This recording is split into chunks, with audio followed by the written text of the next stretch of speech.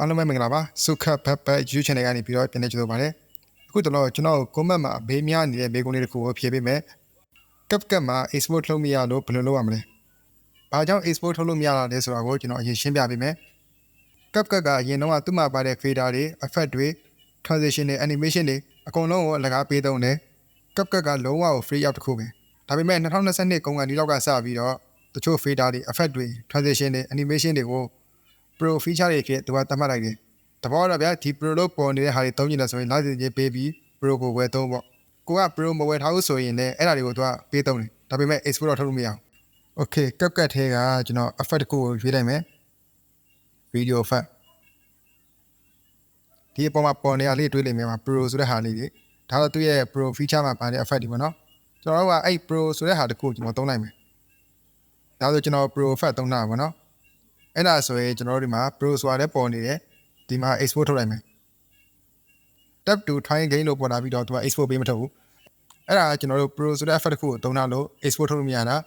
export ထုတ်လို့မရဘူးဆိုပြီးတော့ပြောတဲ့လူတွေကဒီလိုမျိုး Pro effect တစ်ခုကိုသုံးတာလို့ဖြစ်ပါလိမ့်မယ်အဲ့တော့ကျွန်တော်ဒီက Pro effect ကိုဖြုတ်လိုက်မယ်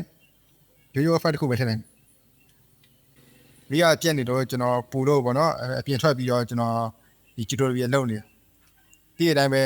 အပြင်မှာအတန်တစ်ခုတင်ပြီးဆိုရင် cycle တက်တာလာတယ်အဲ့တော့ဒီ cycle တန်တွေပါဝါလေးရှိရဆိုရင်တိခတ်ပေးပါလို့ပြောချင်ပါတယ် Okay ကျွန်တော်ဒီမှာ Pro ဆိုရင်မပေါ်တဲ့ effect တစ်ခုကိုသုံးမယ်ဒါဆိုတော့ကျွန်တော်သုံးလို့ရတယ်ဒီ effect ဆိုရင် Pro မဟုတ်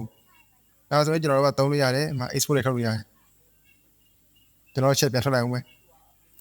export ထုတ်လို့မရဘူးဆိုရင်လူတွေက Pro ဆိုတဲ့ effect တစ်ခုကိုသုံးထားမိလို့ export ထုတ်လို့မရတာဖြစ်ပါတယ်အဲ့တော့ကျွန်တော်တို့က Pro ဆိုတဲ့ဟာကိုကျွန်တော်တို့ကမသုံးဘဲနဲ့တခြား effect တွေသုံးပြီးရင်ကျွန်တော်တို့က export ထုတ်လို့ရပါတယ်အချိန်တုန်းကတော့ကျွန်တော် Play Store ကနေပြီးတော့ဖုန်းပေနဲ့လွယ်လွယ်ကူဝယ်လို့ရတယ်အခုကကြတော့ Visa ကတ်နဲ့ပဲဝယ်လို့ရတော့မယ်ကျွန်တော်လည်းဝယ်မသုံးဘူး free ပေးထားတဲ့ဟာတွေတော့မှကျွန်တော်အကုန်မသုံးပြဘူးเนาะကျွန်တော်တို့ကတော့ဒီ free effect တွေနဲ့လုံလောက်တဲ့အတွက်ကျွန်တော်ဝယ်မသုံးပါဘူးကိုက Pro feature လည်းသုံးကျင်တယ်ပတ်စံလည်းမပေးချင်ဘူးသုံးလို့ရတဲ့နည်းလမ်းမရှိဘူးလားဆိုရင်တော့ရတယ်လို့ပဲပြောချင်ပါတယ်အဲ့ဒါကတရားမဝင်ခိုးသုံးတဲ့နည်းလမ်းဖြစ်တဲ့အတွက်ကျွန်တော် YouTuber တယောက်ရဲ့ rule နဲ့လည်းမညီတဲ့အတွက်ပြောပြလို့တော့မရပါဘူးတိတဲ့သူက comment မှာမှတ်ပါလိမ့်မယ်